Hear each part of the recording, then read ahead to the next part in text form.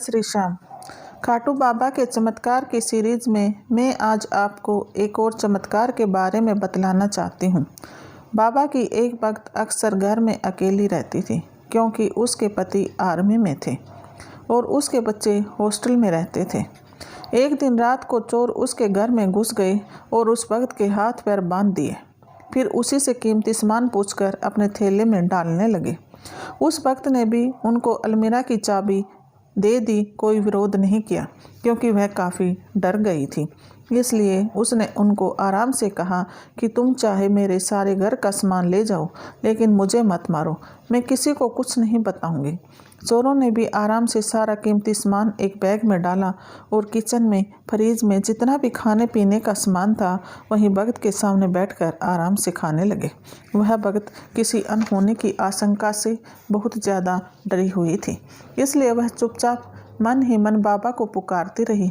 जब उन चोरों की दावत पूरी हो गई तो उन्होंने बैग उठाया और गाड़ी की चाबी लेकर घर से बाहर निकलने लगे। लेकिन तभी एक चोर ने उस भक्त के कमरे को लॉक कर दिया। अब तो उसके पास बाबा को पुकारने के अलावा कोई भी रास्ता नहीं था, क्योंकि उसके हाथ पैर तो पहले ही बंधे हुए थे और उसके मुंह पर टेप लगा रखी थी। कुछ कोशिश भी करती तो अब तो दरवाज़ा भी बंद हो गया था, इसलिए वह मन ही मन सिर्फ बाबा को ही पुकार रही थी। उन चोरों ने भी गाड़ी में सामान रखा और गाड़ी को स्टार्ट करके बाहर निकल गए। लेकिन जैसे ही वह घर से निकले गाड़ी बंद हो गई। उन्होंने विचार किया कि गाड़ी को यहीं छोड़ते हैं, बैग उठाकर भाग जाते हैं, क्योंकि सुबह के 3:30 बज चुके थे। अगर किसी ने देख लिया तो शामत आ जाएगी।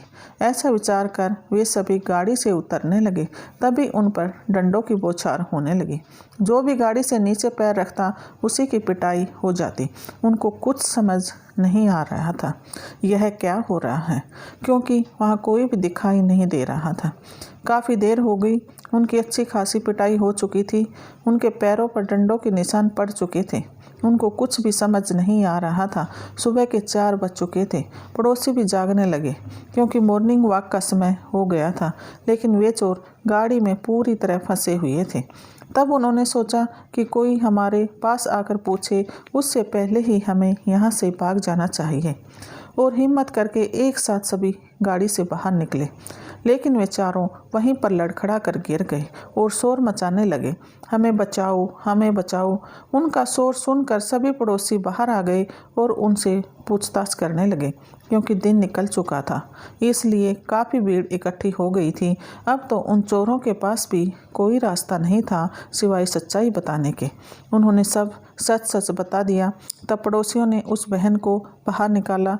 वह बहन बड़ी खुश हुई कि चलो जान बच गई, पैसा तो और कमा लेंगे, क्योंकि बाहर क्या हो रहा था इसका उसको पता ही नहीं था।